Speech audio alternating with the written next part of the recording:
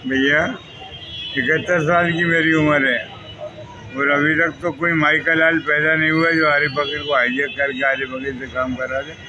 आरिफ वकील वही काम करता है जो उसके दिल में होती है, दिमाग में होती है, वो अपने फैसले खुद लेता है। नमस्कार दर्शकों, चुनावी फिजा इस समय सिरमौर है और जब कोई चीज़ सिरमौर होती है तो उसमें तरह तरह के रंग देखने को मिलते हैं। इस बार उत्तर विधानसभा क्षेत्र में भी तरह तरह के रंग दिख रहे हैं। यहाँ पे तरह तरह के लोग नज़र आ रहे हैं जो पहले कभी कांग्रेस की रणनीति बनाते थे, उसका हिस्सा होने का दावा करते थे, अब वो कांग्रेस के विरोधाभास में नज़र आ रहे हैं। यहाँ पे हमारे साथ लगातार 30 साल से न सिर्फ भोपाल उत्तर अपितु कांग्रेस की राजनीति में केंद्र बिंदु रहे आरिफ वकील साहब मौजूद हैं और एक बार फिर विशेषकर भोपाल उत्तर की आवाम की निगाहें आरिफ वकील जी पर केंद्रित है। हम लगातार ग्राउंड में रिपोर्ट कर रहे हैं और जो हमें आभास हो रहा है, आरिफ वकील जी को लोग याद कर रहे हैं, जिन्होंने विकास कार्य किए उसको लोग गिना रहे हैं। हम यहाँ बात करते हैं कि आरिफ वकील साहब की जो अभी भी वो वर्तमान में केंद्रीय भूमिका में नज़र आ रहे हैं। अभी भी आप भले ही चुनाव नहीं लड़ रहे, लेकिन आप है ना उत्तर की जनता के बीच केंद्रीय भूमिका में आप ही हैं। उत्तर की जनता से मेरा जीवन मरण का साथ है। मैं उनके लिए उनकी दुआओं से जी रहा हूँ और उनकी दुआओं के हिसाब से ही मैं काम करता हूँ। मुझे कोरोना हुआ, मुझे ब्रेन हेमरेज हुआ, मुझे बाईपास हुई, लेकिन उन सब की दुआओं ने मुझे इस काबिल बनाया कि मैं मैदान में हूँ। अभी भी जैसे हम कल भी आए थे आपको रिपोर्ट करने को, लेकिन मालूम पड़ा आप अस्वस्थ थे। आप मुझे कल पीलिया हो गया था, मैं अपोलो अस्पताल में एडमिट था, वहाँ से छुट्टी लेके आया। ऐसा कहा जा रहा है कि आप अस्वस्थ थे, आपके दिमाग को किसी ने हाईजैक कर लिया है। भैया 71 साल की मेरी उम्र है और अभी तक तो कोई माइका लाल पैदा नहीं हुआ जो आरिफ वकील को हाईजैक करके आरिफ वकील से काम करा दे। आरिफ वकील वही काम करता है जो उसके दिल में होती है, दिमाग में होती है, वो अपने फैसले खुद लेता है। ये आरिफ वकील जी स्पष्ट कह रहे हैं, दो टूक कह रहे हैं कि 71 वर्ष मेरी उम्र है और अभी तक कोई माइका लाल पैदा नहीं हुआ जो आरिफ वकील को चला। पिछले 25-30 वर्षों से लगातार विधायक रहे हैं, लेकिन कहा यह जा रहा है, जो दूसरे लोग हैं वो ये कह रहे हैं कि विधायक आप रहे, काम वो करते थे, वो इस अपील पर वो वोट मांग रहे हैं। ऐसी कोई मिसाल बताइए कि कोई कांग्रेस का विधायक कोई रहा और काम दूसरों ने किया हो। विधायक निधि मेरे साइन से खर्चा होती है, मेरे साइन से काम सेंक्शन होते हैं, मेरे साइन से काम मिलते हैं लोगों को। और मैंने तो ये सोचा था कि घर का लड़का है, आगे बढ़ेगा, काम करेगा, इसलिए मैंने उनको आगे बढ़ाया थोड़ा।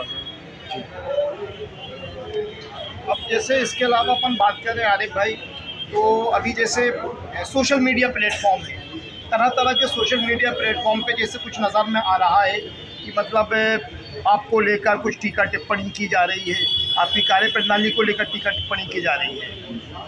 मैं आज भी सक्षम हूँ हर फैसला लेने के लिए और अभी तक जितने भी फैसले लिए वो मेरे अपने खुद के फैसले हैं। फैसले लेके मैं काम करता हूँ। रहा सवाल टिकट का कि टिकट कौन बांटेगा, ये मेरे अख्तियार की बात नहीं है।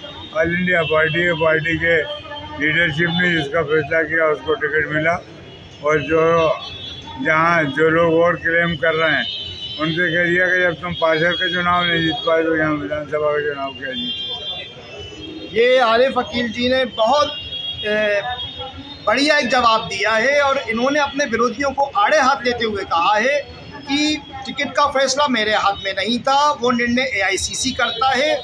फिर आरिफ वकील जी कह रहे हैं जो व्यक्ति पार्षद का चुनाव नहीं जीत पाया वो विधानसभा चुनाव में कैसे विजय प्राप्त कर सकता है। अरे भाई, उत्तर विधानसभा में जिस प्रकार से आपने अपने विकास कार्यों से इसे कांग्रेस का भेदगढ़ बनाया और उत्तर की विजय में आरिफ वकील की व्यक्तिगत छवि हमेशा नज़र आई। यहाँ पे एक प्रकार से कांग्रेस नहीं लड़ती थी, आरिफ वकील का फेस लड़ता था और इसी परिप्रेक्ष्य में मुख्यमंत्री शिवराज सिंह चौहान सहित बीजेपी के शीर्ष नेतृत्व ने भी उत्तर को गोद लिया, परंतु वो आरिफ वकील जी को परास्त करने में नाकामयाब रहे। लेकिन इस बार ऐसा लगता है जो काफ़ी निर्दलीय चुनाव लड़ रहे हैं और काफ़ी मात्रा में भीतरघाती भी नज़र आ रहे हैं। तो इस तात्पर्य में आप क्या देखते हैं? मेरा मानना है कि भारतीय जनता पार्टी के मुख्यमंत्री जी ने जब इस सीट को गोद दिया उस वक़्त भी मैंने उनसे कहा था कि आप गोद मत लीजिए, प्रकट हो जाइए, पैदा हो जाइए और लड़ लीजिए चुनाव। लेकिन उन्होंने इस बार नई पॉलिसी बनाई है कि हम में से कुछ लोगों को उन्होंने निर्दलीय अलग अलग वार्डों से खड़ा कर दिया है, उससे कि वो मुस्लिम वोट वहाँ से कट जाएँ और उनको वोट मिल जाए। लेकिन वो जानते हैं कि भोपाल के लोगों को वोट देना आता है। भोपाल के लोग मोहब्बत, विकास, भाईचारे पे वोट करते हैं।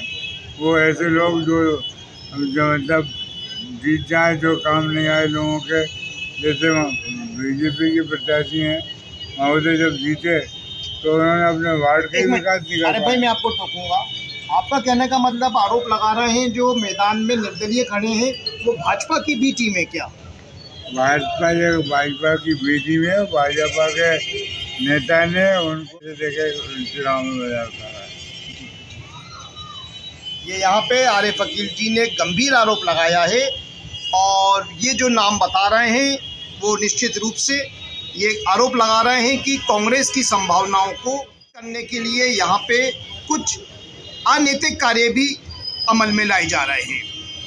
अरे भाई इसके बावजूद हम देख रहे हैं कि जिस दिन से नामांकन भरा आसिफ अकील जी ने, उस दिन से लगातार जिस प्रकार से वो आपका नाम, आपके कामों को लेके आगे बढ़ रहे हैं और उन्हें एक अपार जन समर्थन मिल रहा है। आसिफ ने खुद भी कुछ काम किए हैं जी। अभी बीच में मैं 2 साल बीमार रहा, मेरे सारे काम वही देखते थे, मेरी विधायक जी काम वो करते थे। और सबसे बड़ी बात यह है कि उनमें जज्बा है काम करने का। जैसे रेलवे स्टेशन के कोयला टूटे, कुछ लोगों को हटाया गया, वो लोग बेचारे पड़े थे कहाँ जाएं, तो ले आए उनको, आते खुद लाए उनको, लाकर उनको आरिफ नगर में बसाया उनको। अभी जैसे ग्राउंड में आप जिस प्रकार से आपके मतदाताओं से जीवन संपर्क रहते थे, कोई भी कभी भी किसी को समस्या होती थी वो आपके पास बिना रोक टोक कभी भी पहुंच जाता था। आरिफ अकील जी हमेशा उसके लिए हाजिर रहते थे। अभी हमने जैसे ना सुबह कांग्रेस प्रत्याशी इब्राहिमगंज में जनसंपर्क कर रहे थे और वहाँ पे जो मतदाता हैं, मतदाता कांग्रेस प्रत्याशी से आरिफ अकील जी का स्वास्थ्य कैसा है, आरिफ अकील जी की तबीयत कैसी है, मतलब आरिफ अकील का व्यक्तित्व आज भी ग्राउंड में नज़र आ रहा है। ये लोगों का प्रेम है, लोग मुझसे मोहब्बत करते हैं और यकीनन मैं बीमारी की वजह से बाद भी लोगों से मिलने की कोशिश करता हूँ, उनको संपर्क करने की कोशिश करता हूँ। और यकीनन जिस तरीके से मैंने जो सिखाया है आतिफ को, वो भी मेरे एमएलए बनने के बाद इंशाल्लाह लोगों के दुख दर्द में दिन रात हाजिर रहेगा, दिन रात काम करेगा। अरे भाई इसमें जैसे कुछ पूर्व पार्षद भी अभी जो हैं, जो एक पिछले 2-2.5 साल से आपके खिलाफ मुखालफत कर रहे थे, अभी भी वो सक्रिय हैं, लेकिन चर्चा ये है कि उनको पद देने वाले, उनको बनाने वाले, उनको राजनीति का काखा सिखाने वाले आरिफ अकील जी थे, लेकिन आज वो आरिफ अकील जी के विरोधाभास में सक्रिय हैं। निश्चित ही पार्षद बनने के बाद पैसे की लालसा उनमें बढ़ गई और उन्होंने 2-2 मरतबा 3-3 मरतबा पार्षद बन गए। लेकिन उन्होंने ये सोचा कि जिस सीढ़ी पे चढ़े उससे ऊपर चढ़ना है, उस सीढ़ी को काट दो तो हो सकता है वो सीढ़ी हम बन जाए।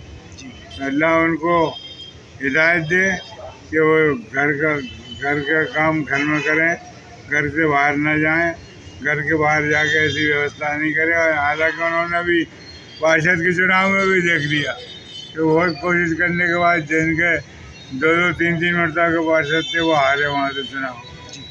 ऐसे ही अब इंशाअल्लाह ताला मैं तो आपके नई बात कर रहा हूँ कि भारतीय जनता पार्टी ने जितने दलालों को खड़ा किया है वो सब दलाल अपनी ज़मानत गंवाएंगे, उनकी ज़मानत में नहीं बच पाएगी। यहाँ पे आरिफ अकील जी अपनी चिर परिचित शैली में एक प्रकार से दहाड़ रहे हैं और उनका स्पष्ट कहना है कि जो निर्दलीय खड़े हुए हैं वो अपनी ज़मानत भी नहीं बचा पाएंगे।